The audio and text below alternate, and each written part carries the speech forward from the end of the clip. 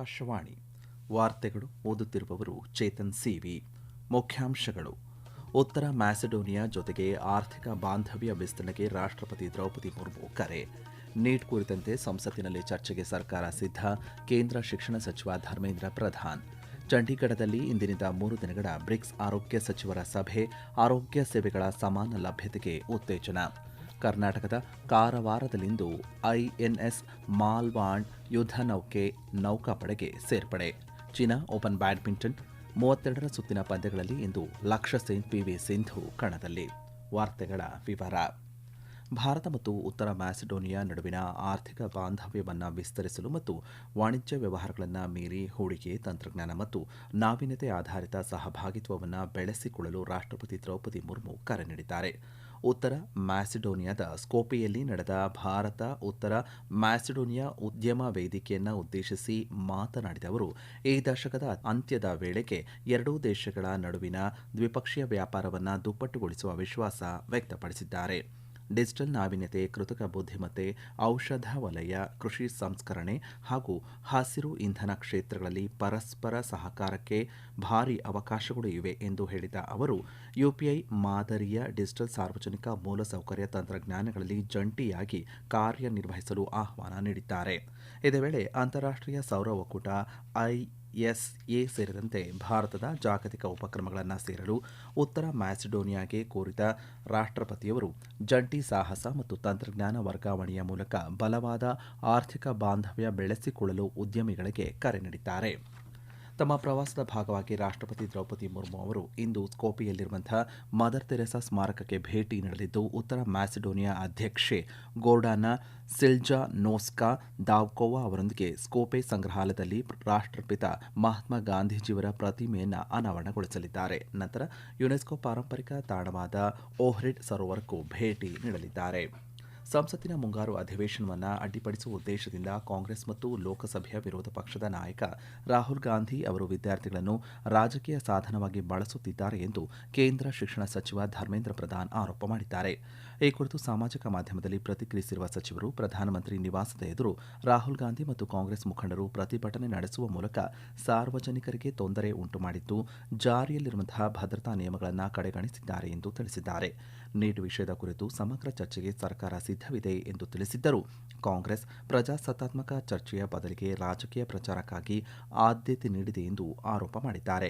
ವಿದ್ಯಾರ್ಥಿಗಳ ಸಮಸ್ಯೆಗಳಿಗೆ ಪರಿಹಾರ ಕಂಡುಹಿಡಿಯುವುದು ಕಾಂಗ್ರೆಸ್ನ ಉದ್ದೇಶವಾಗಿರಲಿಲ್ಲ ಎಂದು ಅವರು ಹೇಳಿದ್ದಾರೆ. ಪ್ರಧಾನಿ ನರೇಂದ್ರ ಮೋದಿ ನೇತೃತ್ವದ ಸರ್ಕಾರವು ನೀಟ್ ವಿಷಯದ ಕುರಿತು ಸಂಸತ್ತಿನಲ್ಲಿ ಸಮಗ್ರ ಚರ್ಚೆ ನಡೆಸಲು ಮತ್ತು ಯುವ ಜನರ ಎಲ್ಲಾ ನೈಜ ಸಮಸ್ಯೆಗಳಿಗೆ ಸ್ಪಂದಿಸಲು ಸಂಪೂರ್ಣ ಬದ್ಧವಾಗಿದೆ ಎಂದು ಧರ್ಮೇಂದ್ರ ಪ್ರಧಾನ್ ತಿಳಿಸಿದ್ದಾರೆ.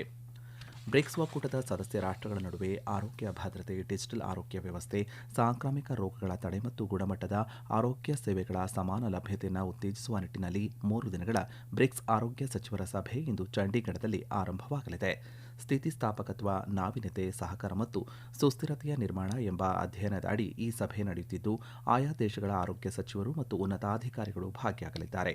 ಸಭೆಯ ಕುರಿತು ಮಾಹಿತಿ ನೀಡಿರುವ ಕೇಂದ್ರ ಆರೋಗ್ಯ ಕಾರ್ಯದರ್ಶಿ ಪುಣ್ಯ ಸಲಿಲಾ ಶ್ರೀವಾಸ್ತವ, ಆರೋಗ್ಯ ಭದ್ರತೆ, ಕ್ಷಯರೋಗ ನಿಯಂತ್ರಣ, ಸಾಂಪ್ರದಾಯಿಕ ವೈದ್ಯ ಪದ್ಧತಿ, ಕೃತಕ ಬುದ್ಧಿಮತ್ತೆ ಮತ್ತು ಮಾನಸಿಕ ಆರೋಗ್ಯ ಕ್ಷೇತ್ರಗಳಲ್ಲಿ ಪರಸ್ಪರ ಸಹಕಾರ ಹೆಚ್ಚಿಸುವ ಬಗ್ಗೆ ವಿಸ್ತೃತ ಚರ್ಚೆ ನಡೆಯಲಿದೆ ಎಂದು ಹೇಳಿದ್ದಾರೆ.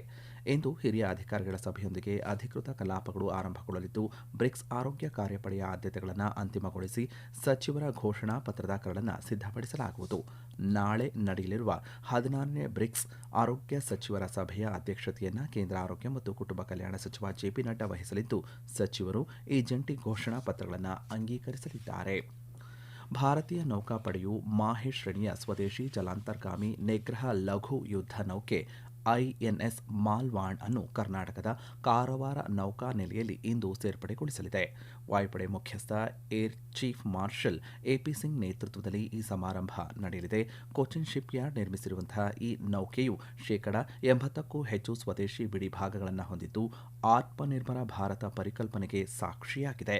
ಕರಾವಳಿ ಹಾಗೂ ಆಳವಿಲ್ಲದ ಜಲಪ್ರದೇಶಗಳಲ್ಲಿ ಜಲಾಂತರ್ಗಾಮಿ ನಿಗ್ರಹ, ಪರಿಶೋಧನೆ ಮತ್ತು ಕಾವಲು ಕಾರ್ಯಾಚರಣೆಗಳನ್ನು ನಡೆಸಿ ಸಮುದ್ರ ಭದ್ರತೆಯನ್ನು ಹೆಚ್ಚಿಸಲು ಈ ಯುದ್ಧ ನೌಕೆಯನ್ನು ವಿನ್ಯಾಸಗೊಳಿಸಲಾಗಿದೆ. ಈ ವಾರ್ತೆಯನ್ನು ಆಕಾಶವಾಣಿಯಿಂದ ಕೇಳುತ್ತಿದ್ದೀರಿ. ನಮ್ಮ ಎಲ್ಲಾ ರಾಷ್ಟ್ರೀಯ ವಾರ್ತೆಗಳು ಹಾಗೂ ಪ್ರದೇಶ ಸಮಾಚಾರ ಈಗ ಆಕಾಶವಾಣಿ ನ್ಯೂಸ್ ಕನ್ನಡ ಯೂಟ್ಯೂಬ್ ಚಾನೆಲ್ನಲ್ಲಿ ಲಭ್ಯ. ನಮ್ಮ ಎಕ್ಸ್ ಖಾತೆ ಮತ್ತು ಇನ್ಸ್ಟಾಗ್ರಾಂ ಖಾತೆ ಆಕಾಶವಾಣಿ ನ್ಯೂಸ್ ಕನ್ನಡ. ಹೆಚ್ಚಿನ ಮಾಹಿತಿಗಾಗಿ ನಮ್ಮ ಫೇಸ್ಬುಕ್ ಖಾತೆ AIR ಕನ್ನಡ ನ್ಯೂಸ್ ಅನುಸರಿಸಿ. ಮಾಹಿತಿಯ ಹೂರಣ ವಾರದ ಕಾರ್ಯಕ್ರಮ ಪ್ರಚಲಿತ ವಿದ್ಯಮಾನ ಪ್ರತಿ ಬುಧವಾರ 9:15ಕ್ಕೆ. ನವದೆಹಲಿಯಲ್ಲಿ ಇಂದು ಕಾವೇರಿ ನೀರು ನಿರ್ವಹಣಾ ಪ್ರಾಧಿಕಾರ ಸಭೆ ನಡೆಯಲಿದೆ. ಪ್ರಸಕ್ತ ವರ್ಷದಲ್ಲಿ ತಮಿಳುನಾಡು ಕಾವೇರಿ ನೀರಿನ ಕೊರತೆ ಎದುರಿಸುತ್ತಿರುವುದರಿಂದ ಕಾವೇರಿ ನೀರು ಬಿಡುಗಡೆ ಮಾಡುವಂತೆ ರಾಜ್ಯದ ಮೇಲೆ ಒತ್ತಡ ಹೆಚ್ಚಿಸಿದೆ. ಕರ್ನಾಟಕದ ಕಾವೇರಿ ಜಲಾನಯನ ಪ್ರದೇಶದ 4 ಪ್ರಮುಖ ಜಲಾಶಯಗಳು ಪ್ರಸ್ತುತ ಸುಮಾರು 30 ಟಿಎಂಸಿ ಒಳಹರಿವನ್ನು ಪಡೆದಿದ್ದರೆ ತಮಿಳುನಾಡು 4 ಟಿಎಂಸಿಗಿಂತ ಕಡಿಮೆ ನೀರು ಪಡೆದಿದೆ ಎನ್ನಲಾಗಿದೆ. ಇದೇ 28ರಂದು ನಡೆಯಲಿರುವ ಮುಂದಿನ ಸಭೆಯಲ್ಲಿ ಪರಿಸ್ಥಿತಿ ಪರಿಶೀಲಿಸಲು ಕಾವೇರಿ ನೀರು ನಿಯಂತ್ರಣ ಸಮಿತಿ ನಿರ್ಧರಿಸಿದೆ. ಆಸಿಯಾನ್ ಚೌಕಟ್ಟಿನ ಅಡಿ ಆಸಿಯಾನ್ ಭಾರತ ಪೂರ್ವ ಏಷ್ಯಾ ಶೃಂಗಸಭೆ ಮತ್ತು ಆಸಿಯಾನ್ ಪ್ರಾದೇಶಿಕ ವೇದಿಕೆ ಸೇರಿದಂತೆ ವಿದೇಶಾಂಗ ಸಚಿವರ ಮಟ್ಟದ ಸಭೆಯಲ್ಲಿ ಪಾಲ್ಗೊಳ್ಳಲು ಕೇಂದ್ರ ವಿದೇಶಾಂಗ ಸಚಿವ ಡಾ ಎಸ್ ಜೈಶಂಕರ್ ಅವರು ಫಿಲಿಪೈನ್ಸ್ನ ಮನಿಲಾಗೆ ಇಂದು 2 ದಿನಗಳ ಅಧಿಕೃತ ಭೇಟಿ ನೀಡಲಿದ್ದಾರೆ. ಈ ಸಭೆಗಳ ಜೊತೆಗೆ ವಿದೇಶಾಂಗ ಸಚಿವರು ಆಸ್ಟ್ರೇಲಿಯಾ, ಜಪಾನ್ ಮತ್ತು ಅಮೆರಿಕದ ಸಚಿವರೊಂದಿಗೆ ಕ್ವಾಡ್ ವಿದೇಶಾಂಗ ಸಚಿವರ ಸಭೆಯಲ್ಲೂ ಭಾಗಿಯಾಗಲಿದ್ದಾರೆ. ಅಲ್ಲದೆ ಪಾಲ್ಗೊಳ್ಳುವ ವಿವಿಧ ದೇಶಗಳ ಪ್ರತಿನಿಧಿಗಳ ಜೊತೆಗೆ ದ್ವಿಪಕ್ಷೀಯ ಮಾತುಕತೆ ನಡೆಸಲಿದ್ದಾರೆ. ಭಾರತದ ಆಕ್ಟ್ ಈಸ್ಟ್ ನೀತಿಯಡಿ ಆಸಿಯಾನ್ ಒಕ್ಕೂಟದೊಂದಿಗಿನ ಬಾಂಧವ್ಯವನ್ನು ಮತ್ತಷ್ಟು ಬಲಪಡಿಸಲು ಹಾಗೂ ಆಸಿಯಾನ್ ಭಾರತ ಸಮಗ್ರ ಕಾರ್ಯತಂತ್ರದ ಸಹಭಾಗಿತ್ವವನ್ನು ಬಲಪಡಿಸಲು ಈ ಭೇಟಿ ಸಾಕ್ಷಿಯಾಗಿದೆ ಎಂದು ವಿದೇಶಾಂಗ ವ್ಯವಹಾರಗಳ ಸಚಿವಾಲಯ ತಿಳಿಸಿದೆ.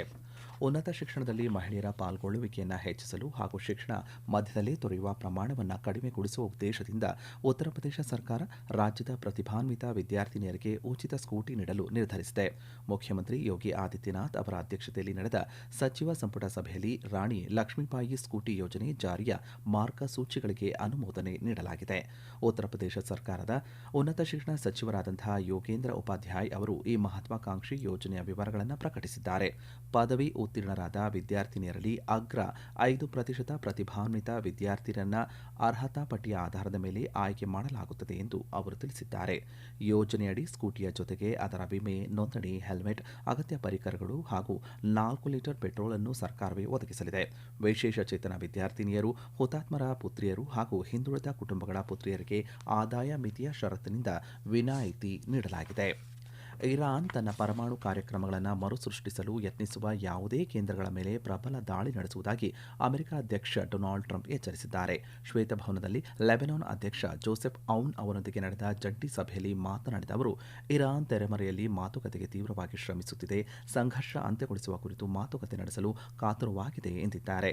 ಇರಾನ್ ತನ್ನ ಪರಮಾಣು ಮೂಲಸೌಕರ್ಯಗಳನ್ನು ಪುನರ್ ನಿರ್ಮಿಸಲು ಯತ್ನಿಸಿದರೆ ಅಮೆರಿಕ ಸೇನೆ ತೀಕ್ಷ್ಣವಾಗಿ ಪ್ರತ್ಯುತ್ತರ ನೀಡಲಿದೆ ಎಂದು ಪುನರುಚ್ಚರಿಸಿದ್ದಾರೆ.